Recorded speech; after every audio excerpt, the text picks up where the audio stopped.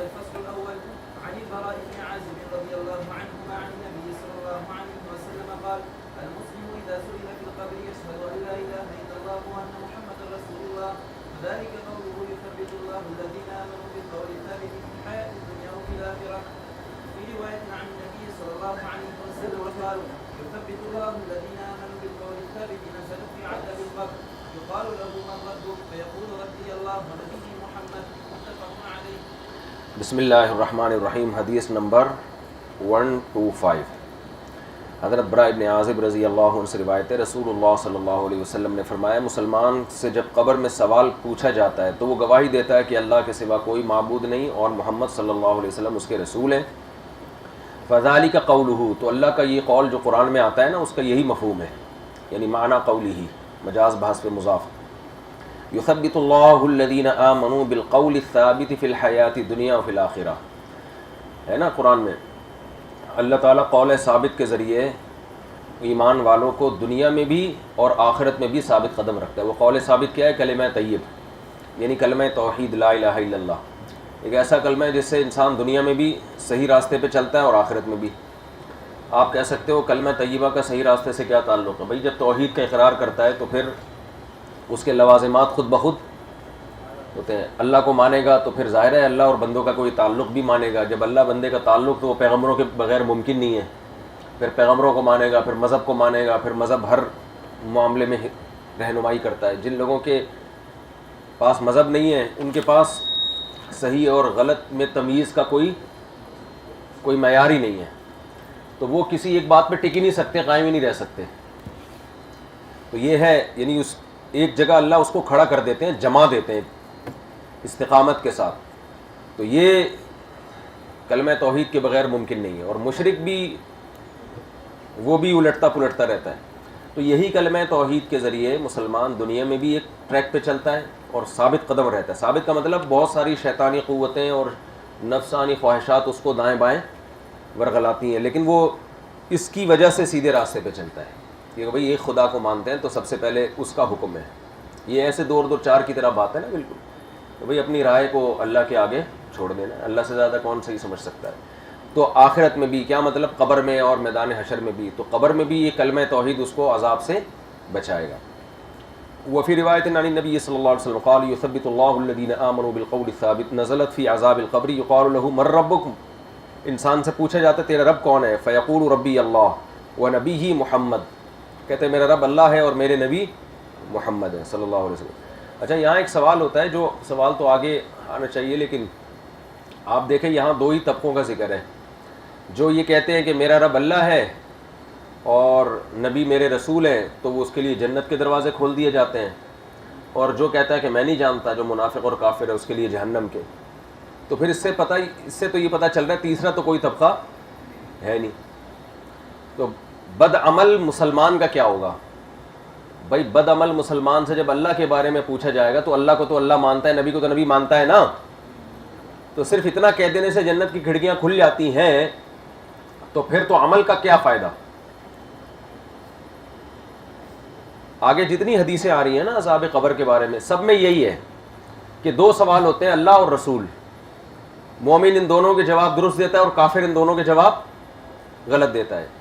جو درست دیتا ہے ہمیشہ کے لیے پھر عیش میں، اور جو غلط جواب دیتا ہے وہ پھنس جاتا ہے. حالانکہ ہم تو مسلمانوں میں جو گناہگار ہیں ان کے بھی عذاب قبر کے قائل ہیں نا.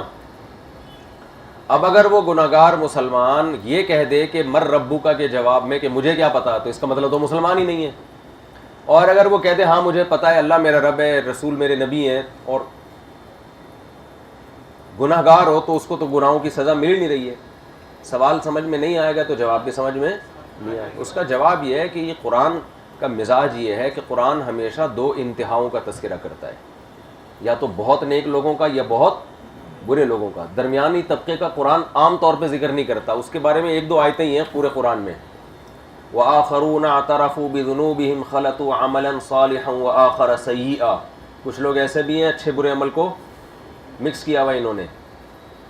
ورنہ قرآن جہاں تذکرہ کرتا ہے یا تو بالکل نیچے درجے کی جہنم میں جانے والے لوگوں کا یا بہت. نیک لوگوں کے قرآن ذکر کرتا ہے تو سورہ فرقان کے آخری رکوع دیکھ لو آپ, ان کی جو اچھی صفات کے جنتی ایسے ہوتے ہیں, ہے نا, یبیتون لربہم سجدا وقیاما, جنتی کے ایسی جنتیوں کے خواص, یعنی کسی نے جنتی کو دیکھنا ہو تو یہ ہوتے ہیں.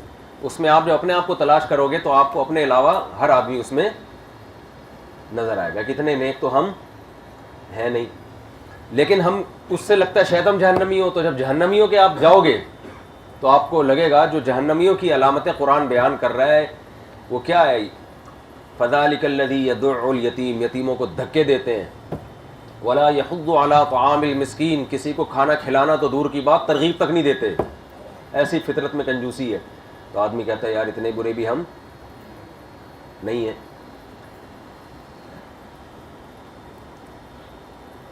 خیریت, یہ آپ لوگ کس سلسلے میں آئے ہیں؟ نہیں, یہاں جو ہم لوگ بیٹھے ہوئے ہیں یہ کس سلسلے میں, کچھ پتہ ہے آپ لوگوں کو؟ آپ کا کیا خیال ہے یہ ہم لوگ کیا ہو رہے ہیں یہاں پہ, آپ بتائیں گے. آپ سے پوچھ رہا ہوں یہ کس سلسلے میں ہم لوگ یہاں پر آنا ہوا؟ اللہ کی رضا کے لیے. آپ بتا سکتے ہیں یہ ہم لوگ کیا ہے؟ حدیثیں سن, کیونکہ کوئی لگ ہی نہیں رہا کوئی چہرے سے کوئی سوال سمجھ میں آ رہا ہو یا کچھ. آسان سی بات, بہت زیادہ آسان ہے. اچھا جواب دے دیں گے تو سمجھ میں آ جائے گا. میں آپ کے چہرے ایسا کہ ٹی وی میں نہیں آ رہا ہوتا بندہ.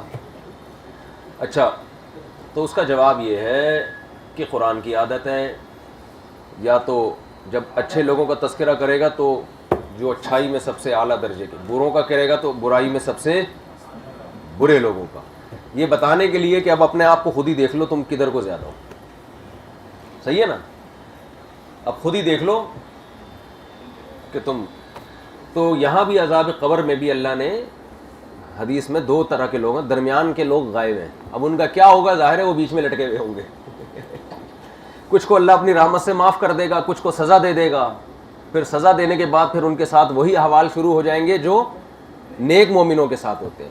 تو ان کا تذکرہ نہ ہونے سے یہ لازم نہیں آتا کہ تیسرا طبقہ سرے سے کوئی ہے ہی نہیں, یا تو جاتے ہی عذاب شروع یا جاتے ہی جنت کی کھڑکیاں, بس مومن اور کافر. ایسا نہیں ہے, بہت سے لوگ مومن ہوں گے مگر ان کو عذاب قبر ہوگا. اللہ تعالیٰ ہم سب کو محفوظ رکھے. حالانکہ وہ سوال کے جواب درست دے چکے ہوں گے.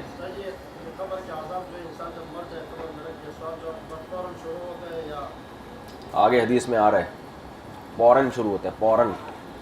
مطالعہ کر کے جایا کرو. چلو ہے کیا بول رہا ہے, وہ بھی کافروں میں شمار ہے نا ان کا. ہاں چلے جی آگے. چلو اب صرف ترجمہ ہے حدیث کا, وہ جو اشکال تھا میں نے جواب دے دیا اسے.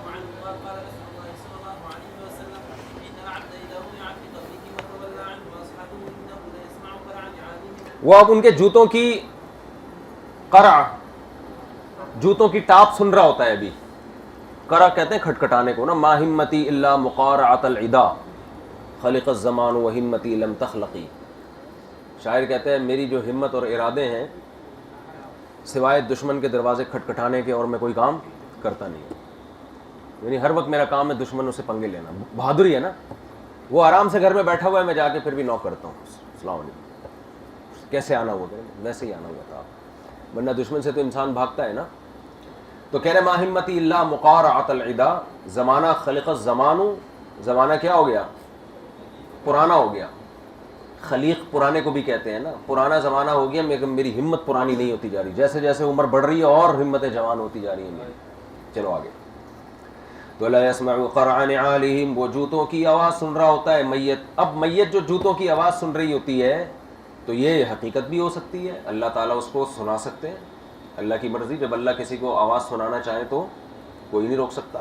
اور یہ بھی ہو سکتا ہے یہ علم سے کنایا ہو کہ اس کو پتہ ہوتا ہے کہ ابھی یہ لوگ یہیں پر موجود ہیں. چلیں, لیکن مطلب یہ کہ اس سے یہ استدلال احقر کی نظر میں تام نہیں ہے کہ ہر وقت جب بھی آپ مردے کے قریب کوئی بات کریں تو وہ سنتا ہے, احقر کے نزدیک. چلو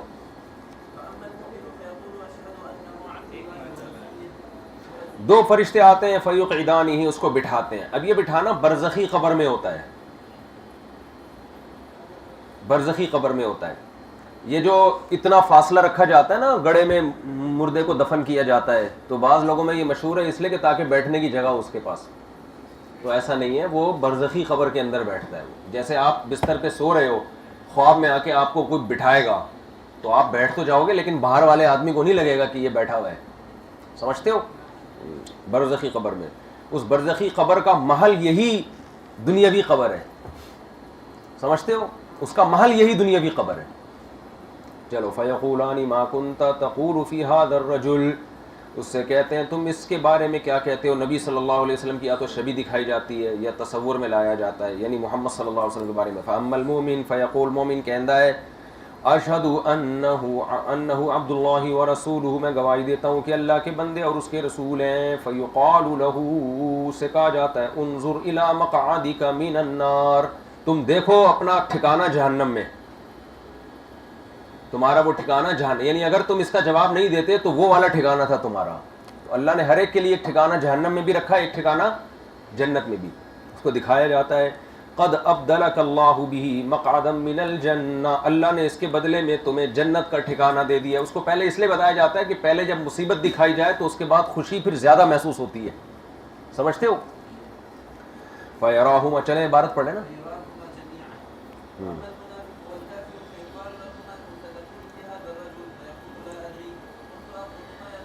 کنت اقول ما یقول الناس، میں تو وہی کہتا جو لوگ کہتے تھے.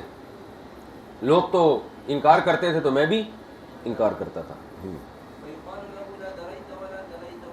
لا دریت ولا تلیت، تو نے نہ جانا، ولا تلیتا، نہ اتباع کی. تلیہ یتلا کا معنی، تلا یتلو، تلون کا معنی ہوتا ہے کسی کے پیچھے چلنا، تلاوتن کا معنی تلاوت کرنا. تلو، تلا یتلو، تلوون بھی آتا ہے کسی کے پیچھے پیچھے چلنا. تالی کہتے ہیں نا، تالی جو بعد میں آنے والا ہوتا ہے. تو نہ تو نے فالو کیا پیغمبروں کو اور نہ تو نے جاننے کی کوشش کی کہ حق کیا ہے.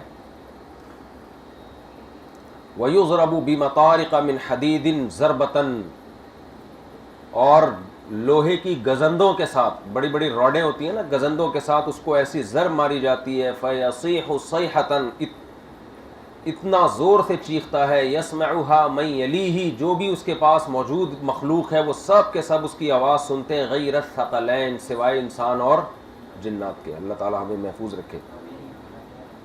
چلو، یہ عذاب قبر بعض دفعہ اللہ دکھاتے بھی ہیں.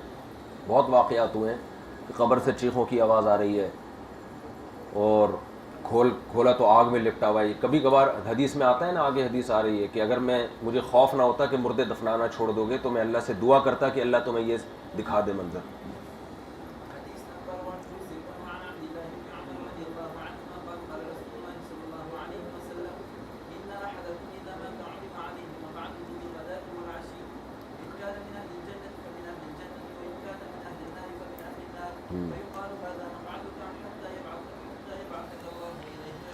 چلیں آگے، حدیث 128.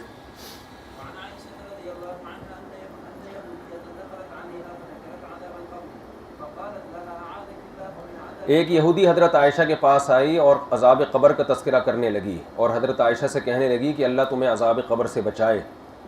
حضرت عائشہ کو نہیں معلوم تھا اس وقت تک کہ کوئی عذاب قبر بھی کچھ ہوتا ہے. نبی سے اس بارے میں کچھ سنا نہیں تھا. حضرت عائشہ نے نبی سے پوچھا کہ عذاب قبر کے بارے میں آپ نے فرمایا ہاں عذاب قبر برحق ہے. ایک ملحد نے اس کا مذاق اڑایا ہے کہ یہودیوں سے سن کے محمد صلی اللہ علیہ وسلم نے بتایا، ورنہ ان سے پہلے آپ کو بھی معلوم نہیں تھا. تو یہ معاذ اللہ یہ تاثر دینے کی کوشش کی، یہ انہوں نے گڑھ لیا ہے، ورنہ اسلام تو اتنے پہلے آ چکا تھا، اتنی اہم بات آپ نے بتائی کیوں نہیں؟ تو جب سنا یہودیوں سے تو آپ نے بھی کہا ہاں.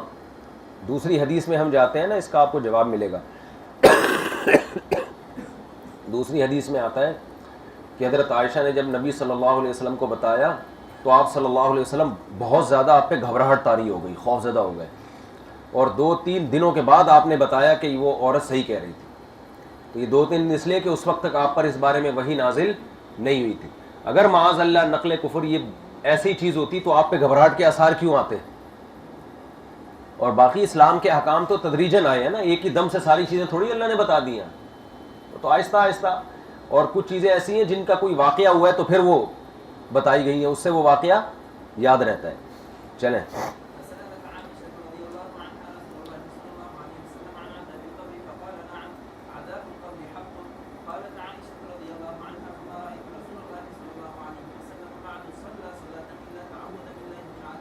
ہمیشہ پھر آپ نے نماز کے بعد عذاب قبر سے پناہ مانگی ہے.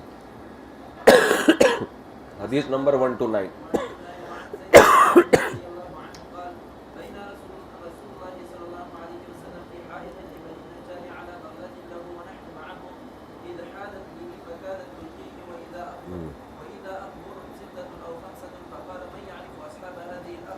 حضرت زید بن ثابت رضی اللہ تعالیٰ عنہ فرماتے ہیں کہ ہم نبی صلی اللہ علیہ وسلم کے پاس ایک باغ میں تھے بنی نجار کا، اور آپ صلی اللہ علیہ وسلم خچر پہ سوار تھے. وَنَحْنُ مَعَهُ، ہم آپ کے ساتھ تھے. اِذْ حَادَتْ بِهِ، اچانک وہ خچر بدک گیا. فَقَادَتْ تُلْقِيهِ، قریب تھا کہ گرا دیتا زمین سے. وَإِذَا أَقْبُرٌ سِتَّةٌ أَوْ خَمْسَةٌ، اچانک وہاں ہم نے دیکھا، قبر کی جمع اقبر، بہت ساری یعنی کچھ قبریں ہیں، 6 یا 7 قبریں. فقال من يعرف اصحاب هذه الاقبر، آپ صلی اللہ علیہ وسلم فرمائے ان قبروں والوں کو کون جانتا ہے کہ ان میں کون دفن ہے. قال رجل انا، ایک شخص نے کہا میں جانتا ہوں. قال فمتى ماتوا، ان کا کب انتقال ہوا. قال فی الشرک، شرک کے زمانے میں، یعنی اسلام سے پہلے ان کا انتقال ہوا. فقال ان هذه الامه تبتلى في قبورها، آپ نے فرمایا کہ اس امت کو قبر کے اندر آزمائش میں ڈالا جاتا ہے. کہاں چلا گیا؟ ہاں.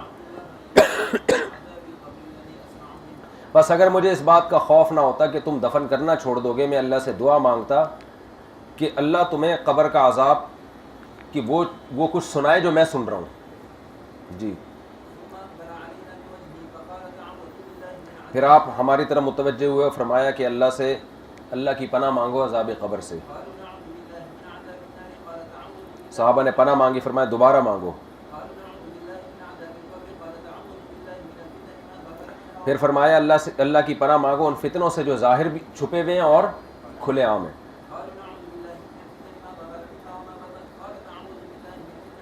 دجال کے فتنے سے اللہ کی پناہ مانگو. آگے الفصل الثانی 30.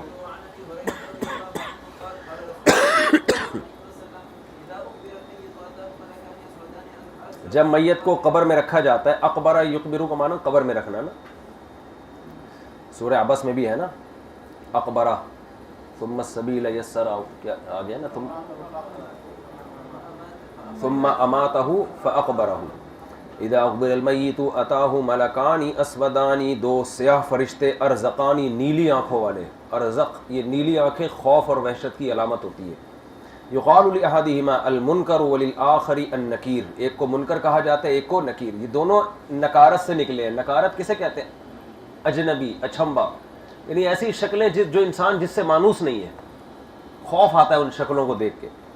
فیقولان ما کنت تقول فی هذا الرجل، پوچھتے ہیں اس بارے میں کیا کہتے ہیں ان کے بارے میں. فیقول هو عبد اللہ، مومن کہندا ہے یہ اللہ کا بندہ اور اللہ کے رسول ہیں، میں گواہی دیتا ہوں کہ اللہ کے سوا کوئی عبادت کے لائق نہیں، محمد صلی اللہ علیہ وسلم اس کے بندے رسول ہے. فیقولان قد كنا نعلم، ہمیں پتہ تھا تو یہی کہے گا.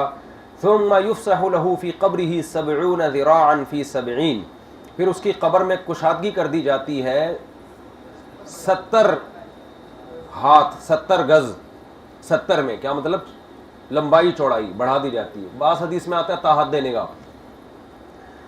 ثم ينور له فيه، اور اس میں روشنی کر دی جاتی ہے. ثم يقال له نم، اور کہا جاتا ہے سو جا. فيقول ارجع الى اهلي فاخبرهم، میت کہتی ہے کہ مجھے اپنے گھر والوں کی طرف جانے دو، میں ان کو خبر دوں گا.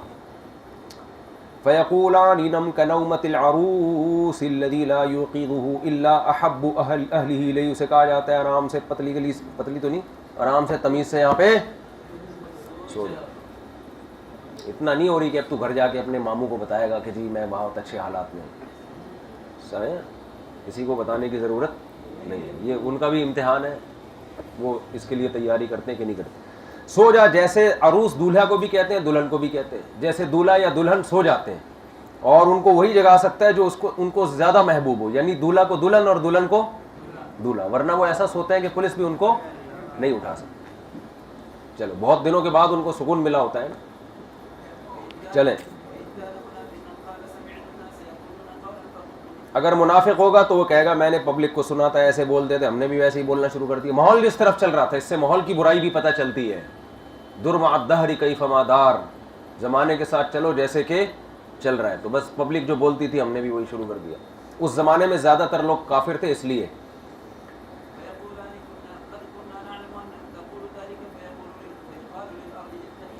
التئیمی, التئم یلتئم, اس کو التئام کہتے ہیں نا, زخم کے بھرنے کو. جراحات اللسان لها التیام, تو بھرنے کا مطلب سلائی, پرو دینا کسی کو. تو ایسے قبر اس کو پرو دیتی ہے. فتلتئم علیہ, قبر اس پہ ایسے سمڑ جاتی ہے. فتختلف اضلاعہ, اس کی پسلیاں ایک دوسرے میں, اختلاف کا معنی ادھر کی پسلی ادھر, ادھر کی پسلی ادھر. اللہ بچائے.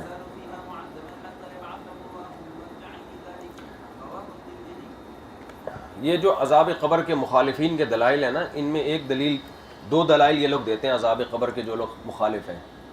ایک دلیل تو یہ دیتے قرآن میں عذاب قبر کا کہیں تذکرہ نہیں ملتا, یہ قرآن کیوں خالی ہے اس سے. دوسرا وہ یہ دیتے ہیں کہ بلکہ قرآن میں اس کے خلاف ملتا ہے.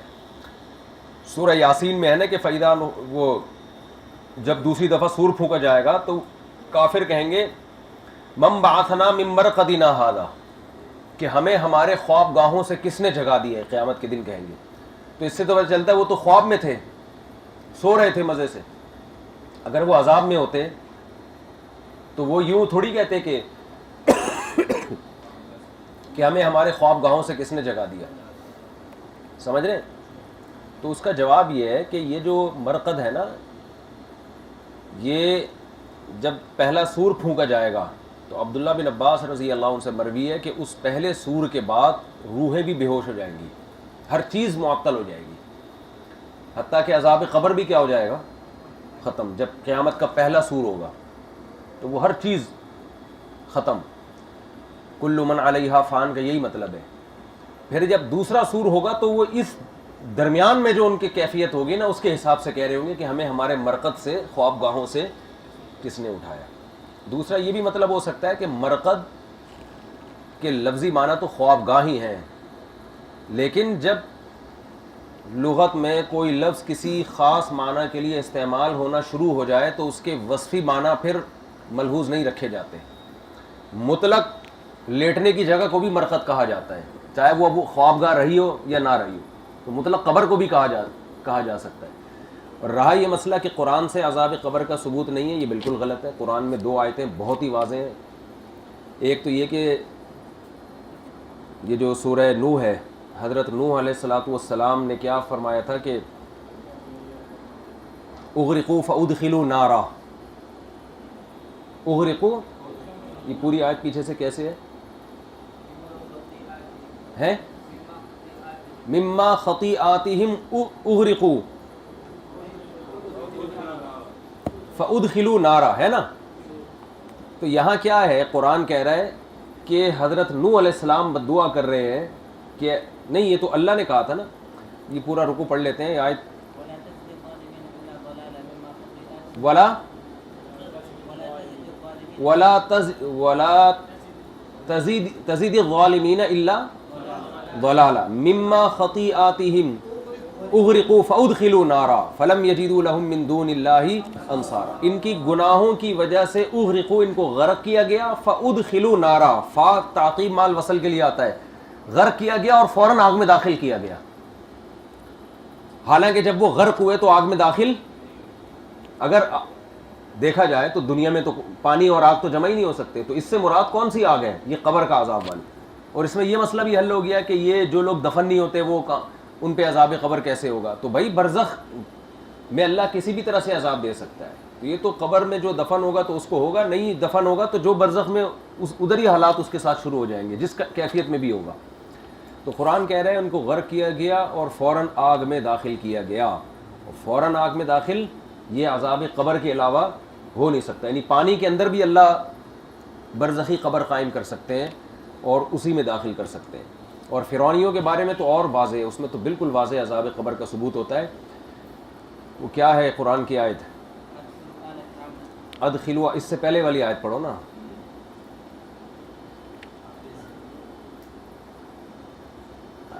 کیا ہے؟ النار یعرضون علیہا غدوا وعشیا. اس سے پہلے والی آیت پڑھو. النار، اس سے پہلے والی آیت پڑھو. شاباش. ہاں، فوقاہ اللہ سیئات ما مکروا. اللہ فرماتے ہیں وہ جو مومن شخص ایمان لایا تھا فرعون کے محل میں، اللہ نے اس کو بچا لیا. من سیئات ما مکروا، جو بھی انہوں نے مکر کیا تھا نا اس سے اللہ نے بچا لیا. وحاق بآل فرعون سوء العذاب، اور فرعونیوں کو برے عذاب نے گھیر لیا. وہ برا عذاب کیا ہے؟ قرآن کہہ رہا ہے النار، آگ ہے.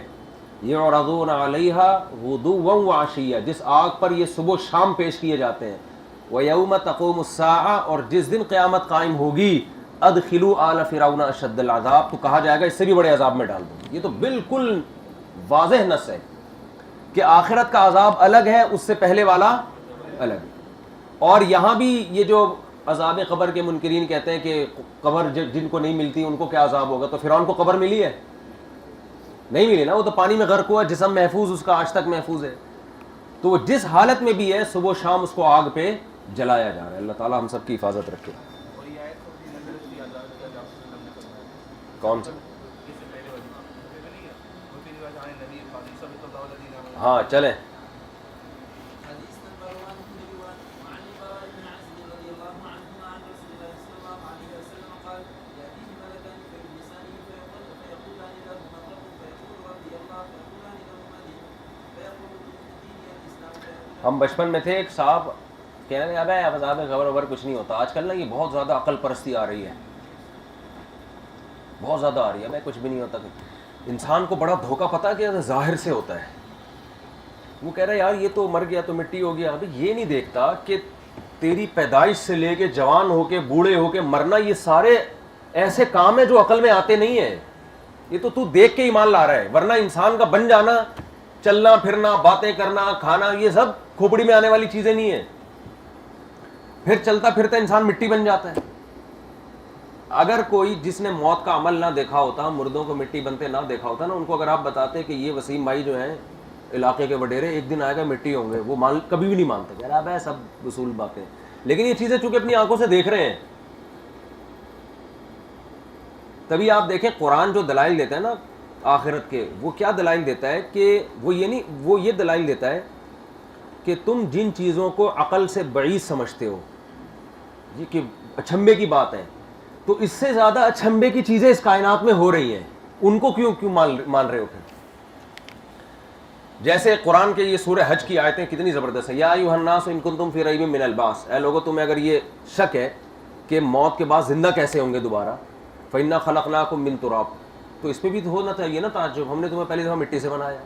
ثم من نطفہ، پھر اس مٹی کو ماں باپ کے جسم میں لے جا کے نطفہ منی کا قطرہ بنا دیا. ثم من علقہ، پھر اس کو ہم نے گوشت کا لوتھڑا بنا دیا، علقہ لٹکا ہوا لوتھڑا.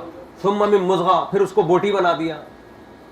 پھر آگے ایک دوسری آیت میں آتا ہے کہ پھر اس میں ہم نے ہڈیاں ڈال دی. فکسونا العظام لحما، پھر ہڈیوں پہ گوشت چڑھا دیا. ثم انشأناہ خلقا آخر، پھر ماں کے پیٹ سے باہر نکال کے نئی تخلیق میں پیدا کر دیا. تو یہ ساری باتیں اچھمبے کی ہو رہی ہیں، لیکن حیرت ہے ان لبرل لوگوں پہ اور ملحدین پر کہ یہ ساری باتیں الگ سے کچھ کھوپڑی میں آنے والی نہیں ہیں اور ہو رہی ہیں، ان پر یقین کر لیتے ہیں. اور جب اسلام کہہ رہا ہے کہ وہاں اس جہاں میں جانے کے بعد بھی تمہاری روح پر احوال گزرتے ہیں اور پھر اس کو یہ پروسیس دوبارہ ہوگا، تو وہ کہتے ہیں یار یہ یار سب ایسی باتیں کھوپڑی میں آنے والی نہیں ہے. کھوپڑی جس نے بنا دی تمہاری یار مٹی سے، خود کھوپڑی اپنے بارے میں پریشان ہے کہ میں سوچتا کیسے ہوں. یہ کھوپڑی کہتی ہے. آپ کو پتہ ہے دماغ ایک ایسی چیز ہے جو اپنے آپ کو ڈیفائن ہی نہیں کر پاتا کہ میں ہوں کیا. اتنی عجیب چیز اللہ نے بنائی ہے. چلیں، تو قرآن کے جتنے دلائل ہیں نا وہ سب اس بات پر ہیں کہ یہ سب کوئی بھی چیز اس میں عقل سے بعید نہیں ہے. اس سے زیادہ عجیب کام ہو رہے ہیں، جو درخت اگ رہے ہیں بیچ سے تناور درخت اور پھر پھل اور پھول اور یہ ساری چیزیں، ان میں کوئی بھی کام ایسا نہیں ہے جو، یہ سارے کام عقل سے بعید ہیں. تو جہاں اس کائنات میں اتنے ہو رہے ہیں تو یہ کوئی اتنا بڑا مسئلہ نہیں ہے. منہا خلقناکم وفیہا نعیدکم، اسی مٹی سے بنایا، اسی میں لے جاتے ہیں، دوبارہ اسی سے اٹھا دیں گے. تو کون سا کوئی ٹینشن، کتنی آرام سے آئے اللہ نے حل کر دیا یہ مسئلہ. منہا خلقناکم، اسی مٹی سے بنایا ہے. وفیہا نعیدکم، دوبارہ مٹی کر دیتے ہیں. ومنہا ایک اور دفعہ بنا دیتے ہیں. اب اگر ہلکا لینا چاہو تو بہت ہلکا ہے یہ مسئلہ، اور اگر بولو نہیں نہیں تو پھر بیٹھ رہو ساری زندگی بیٹھ کے. بولو یہ ہوتا ہی نہیں، جب ہوگا تو پتہ چل جائے گا انشاءاللہ. چلو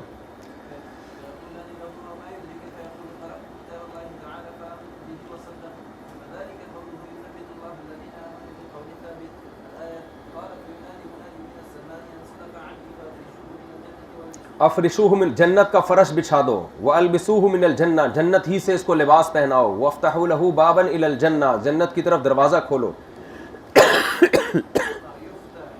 فیاتیہ من روحہا، وہاں کی ہوائیں آتی ہیں، اس وہاں کی خوشبو آتی ہے. اور مد بصرہ، جہاں تک نگاہ جاتی ہے اس کے لیے قبر کو کشادہ کر دیا جاتا ہے. واما الکافر،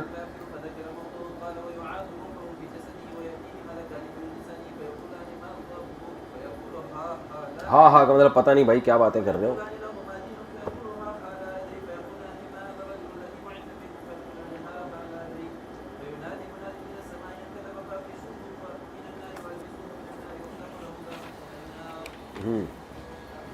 فیاتیہ من حرہا وسمومہا، وہاں کی گرم لو، سموم لو کو کہتے ہیں، اور حر اس کی گرمی جہنم کی پہنچتی ہے.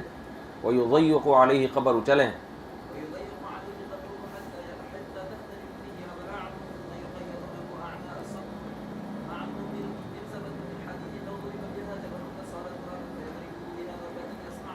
اندھا اور بہرا فرشتہ اس پہ رکھا جاتا ہے تاکہ وہ اس کی چیخیں سن کے ترس نہ کھائے. لوہے کی گزند اس کے پاس ہوتی ہے، اس کے اگر وہ اتنا طاقتور ہوتا ہے کہ اگر اس کو پہاڑ کو مارا جائے تو پہاڑ مٹی ہو جائے. فَيَضْرِبُهُ بِهَا ضَرْبَةً يَسْمَعُهَا مَا بَيْنَ الْمَشْرِقِ وَالْمَغْرِبِ إِلَّا الثَّقَلَيْنِ، مشرق مغرب میں اس کی چیخ کی آواز سنی جاتی ہے سوائے انسان اور جنات. فَيَصِيرُ تُرَابًا، مٹی بن جاتا ہے. ثُمَّ يُعَادُ فِيهِ الرُّوحُ، پھر اس میں دوبارہ روح لوٹائی جاتی ہے، پھر اس کو سزا دی جاتی ہے. اللہ بچائے. چلو یہ 3 حدیثیں رہ گئی ہیں، فصل مکمل ہو جائے گی جلدی.